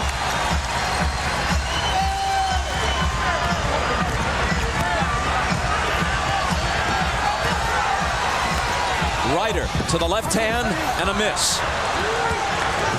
Air ball, as a matter of fact. Jackson underneath to Duncan. And Mike Dunleavy has no choice but to ask for timeout. Remember in the Lakers series, Game 4, they cut it to 2. They come out 13 straight points to start the fourth. We're seeing it once again today. A 9-point lead, the surge by San Antonio. Inside Duncan, giving him a big lift today, and the bench loves it. They want to finish this series today.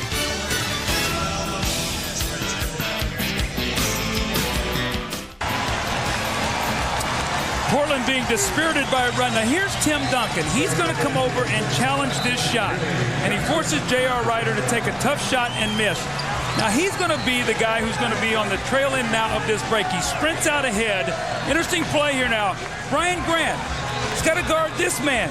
He runs out to play here and opens up the entire court. Now Duncan just tips the ball in the basket with a nice little dunk.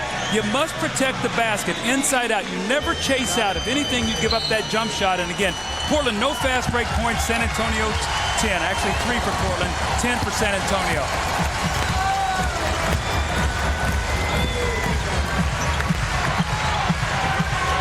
Grant with his back to Elliott, looking for help. Anthony off the dribble. Tremendous reverse layup by Greg Anthony.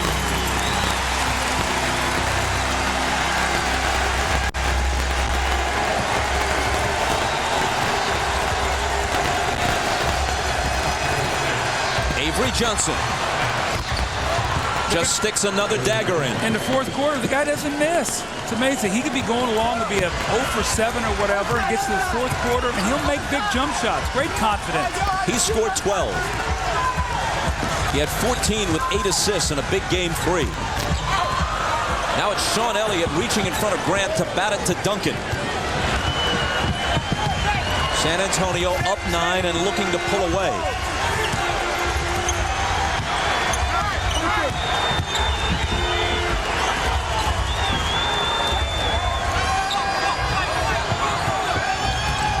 Sean Elliott, up and under. How about that? See, Rasheed Wallace can't match that kind of quickness.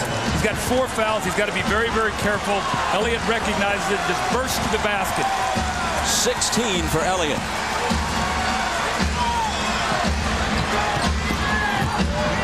Grant, blocked away by Robinson. Here comes Jaren Jackson. Avery Johnson.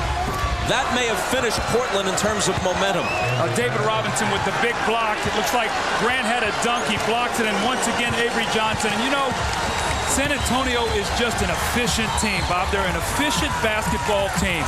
All the wind has gone out of the Rose Garden on a 14-2 San Antonio run. That Sabonis halts as they leave him wide open.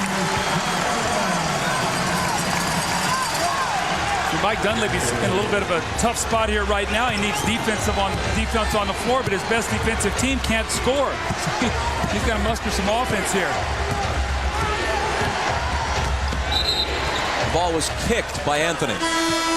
You had the feeling after the Avery Johnson basket, which made it a 13-point game, Anthony out and Stoudemire back in, that even though there were more than 7 minutes left and plenty of time in theory to come back, that took all the momentum that Portland had built in the second half and just washed it away.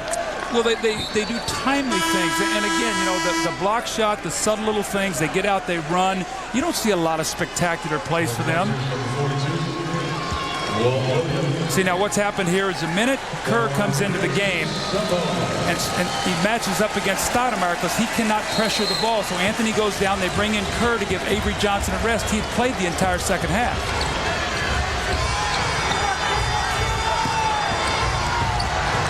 Steve Kerr. Elliott looking for Duncan. Back to Kerr. Little head fake. Now Jackson for three. Wow. Efficient they are. Wow. They just will spot a weakness and go right to it. Inside, outside. You double, they make you pay with three. You don't, the big men punish you inside. And Kerr fouls Stoudemire. Well, Portland was down by 9. They came all the way back to take the lead at 59-58. And now they're trailing by 14. The double team. Stoudemire goes down. Kerr, pump fake again. Dribble penetration. Finds Jaren Jackson. Gets his feet together and knocks it down. Back live, a foul in the lane, which stops the clock with 6:55 to play in the fourth, and maybe that much time left in Portland's season. Portland is brimming with talent. They have 9 former lottery selections on their roster, none of them originally belonging to the Trailblazers. The Spurs have 2 great players in Duncan and Robinson, a former All-Star in Sean Elliott, and a bunch of people who know their roles and in some cases have found their first real home in the NBA. For example, Avery Johnson, Mario Elliott, and Jaren Jackson have played with 18 teams between them in the past decade. Although one of Ellie's stops was with the 2-time champion Rockets, and he was an important part of those championship teams. Here's Grant. Tough basket for him. That's what it's all about, Bob. You got to put pieces around stars, and right now Portland is still finding out what they need to do to get to this level. But the Spurs right now just methodically picking them apart. Jaren Jackson out to Kerr for 3. Steve Kerr will now have the basket waved off. Foul before the shot.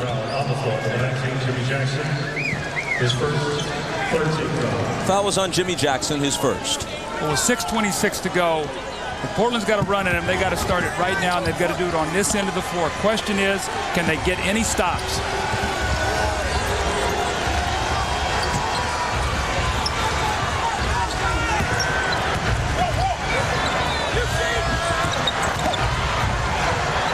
Here's Jaren Jackson.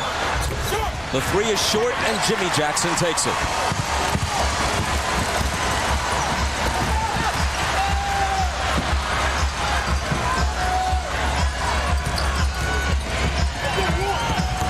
Williams into the lane, trying to lay it off, and they lose it.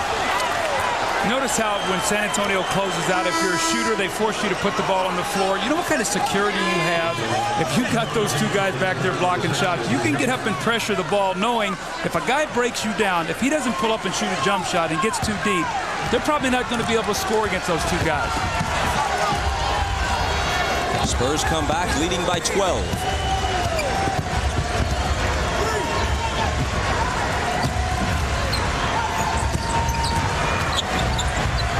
David Robinson makes it 14. No panic. No panic at all when Portland took the lead.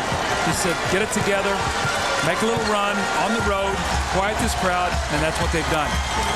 It's been said of the very deep Blazers that in effect they have 2 first teams. Not today, only 5 points from their bench. Williams is one of those bench players. He now has 5 points. Anthony has the other 2, 7 points for their reserves. You know, Bob, going into the season, you know, people were talking about Portland was trying to beat conventional wisdom. Normally you win with stars. Avery Johnson went to the right hand, and Brian Grant swatted it into the stands. You know, the history of the game is Jordan and Pippen and Isaiah Thomas and Joe Dumars and Magic and Worthy and Jabbar and Bird and McHale. This team doesn't have those kind of stars. They got depth. And they've got the ball after Grant cut in front. Here's Stoudemire. It's stripped away from him. Exchange of turnovers. Back comes Elliott for San Antonio.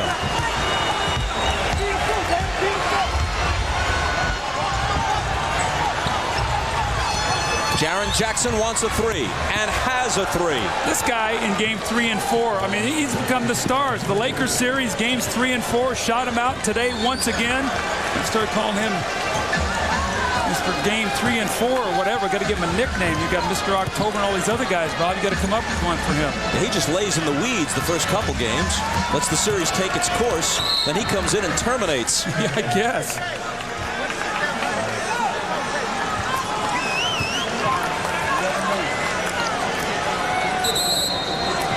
Maybe we should call him the Eliminator.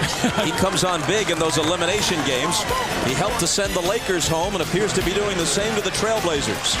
Again, the double team said we got to stop dunking inside. You make the extra pass. Rotation slow getting there. Jaren Jackson with the three. And Malik Rose hadn't played a whole lot today. That doesn't mean he's not into it. Doing the ML Carr thing, huh?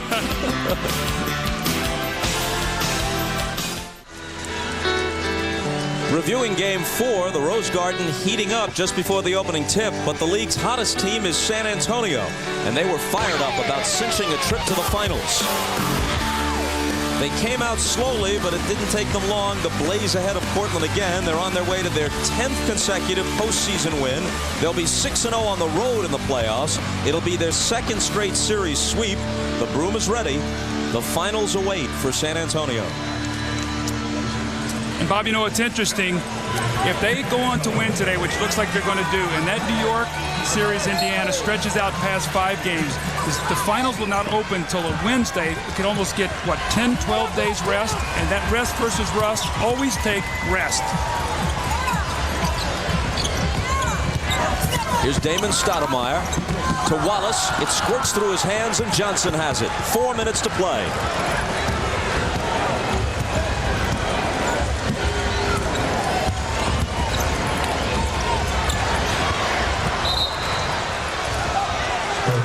Touch last by Portland. Spurs ball, 3:49 left.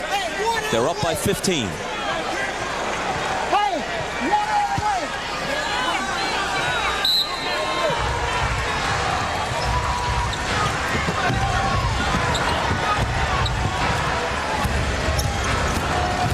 Avery Johnson with the right hand and a foul.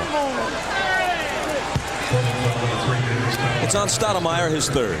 Tonight, after the game, NBC is giving you a second chance to see the outrageous Third Rock season finale and the Mad About You series finale. Third Rock, followed by Mad About You, starting at 9 Eastern, 8 Central tonight on NBC.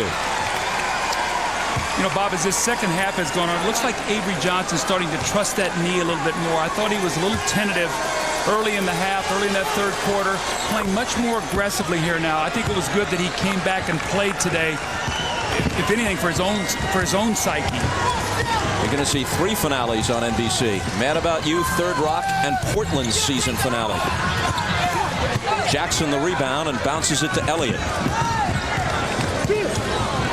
16-point lead with 3.5 remaining. Anthony for the steal at the other end.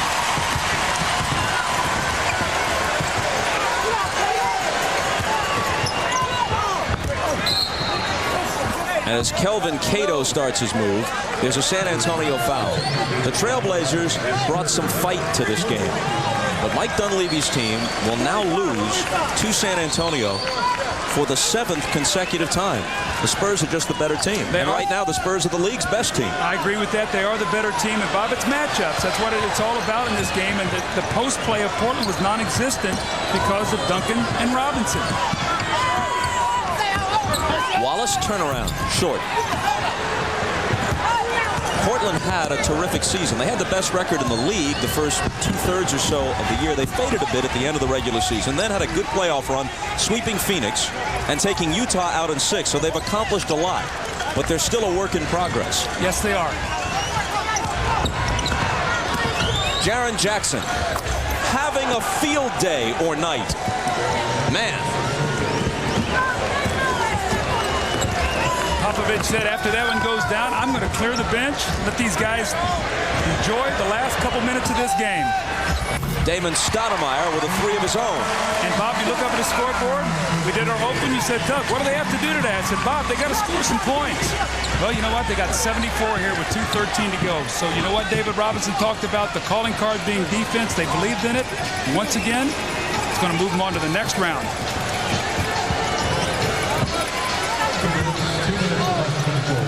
Sean Elliott is short with it.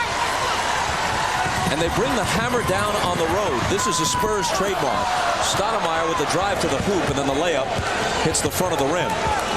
This is the best road team in the NBA over the course of the regular season and now playoffs. They'll be 22-9 on the road overall.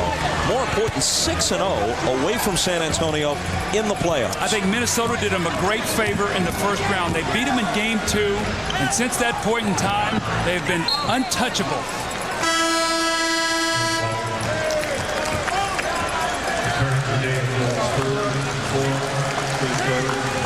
And now Popovich empties his bench. How about the sign up there? This one young lady from Portland says, "Good luck, Jerome, get your ring." Says a lot about the feelings they have here for him in Portland. These are great fans. Yes, they are. Tremendous fans. Passionate and yet civil, which can't be said for fans everywhere. We've been blessed. You know, San Antonio with great fans. We've talked about the blue-collar town, the ABA franchise, how it went back to that hemisphere and the bleacher bums and everything, and they have to be ecstatic right now in San Antonio. First ABA team to make it to the NBA Finals. Not that the Nuggets and the Pacers and the Spurs, for that matter, haven't come close in the past. And how about had they reacted to a 6-8 start and shook it up by firing the coach and making trades? Greg Anthony missing the three. He and Stoudemire on the floor at the same time. And there's a foul called by Hugh Evans with 1:17 remaining. How does San Antonio match up? First with Indiana, then with New York. Maybe I should reverse it because New York has the 2-1 lead in the series. Well, with New York, without Patrick being there, they lose a big man. That's vital. You've got to have some big people. Now they have Dudley and Camby, but they don't have much depth. And we've seen what this big front line will do now for Indiana. You're talking about bigger bodies. You've got a Smith, you've got the Davis boys, you've got guys you can throw at them. So that's, you know, that has more size. Now, on the other hand, New York has more speed and quickness in the open court, and they could score before maybe the Spurs defense got back. So you got contrasting teams there. If I'm not mistaken, because of the abbreviated schedule, the Spurs didn't play either team during the year, not even once. That is correct. So this will be new ground. They have not seen either team all season long. That tells you a little bit also about that 50-game shortened season. Steve Kerr had it knocked away. If Indiana comes back and beats New York, and if it's Pacers-Spurs, shouldn't they play at least the first possession with a red, white, and blue ball? Well, we got you calling the game. The Spirits of St. Louis would be very proud, so it'd just be an all-ABA night. Got to have Dr. J in attendance. There's the comparison you see once again. Indiana scoring almost 95 points during the regular season, shooting the ball, great free throw shooting team. Not a good rebounding team, especially on the defensive board. That would be a concern. A hand for Rasheed Wallace as he leaves. The fans appreciate how well he played in this series. Malik Rose from Steve Kerr. How about Steve Kerr now? He's won 3 championships with Chicago. He said, I'm going to see if I can pick me a team here that I'll fit well on. He's dancing right into the NBA Finals once again. It wasn't really the most productive of seasons for Kerr, but like you say, he's got a chance for another ring. Malik Rose has it stuffed back in his face by Kelvin Cato. Stoudemire, with the Spurs holding a team meeting around him, manages to get rid of it. Here's Cato and a whistle with just over 22 seconds to play in Portland's season. Yes, sir. 5-0. Tomorrow night, Game 4 in the East, with the Knicks leading 2-1, 9 o'clock Eastern Time on NBC.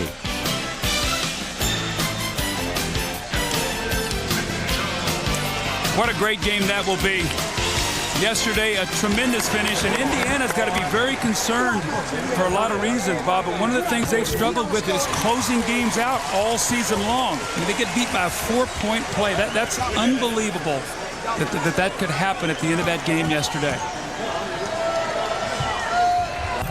Kelvin Cato, the second-year man from Iowa State, makes one of two.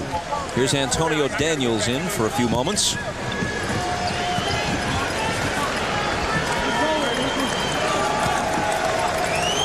How good has San Antonio's defense been, and in some cases how poor, especially in Game 3, has Portland's shooting been?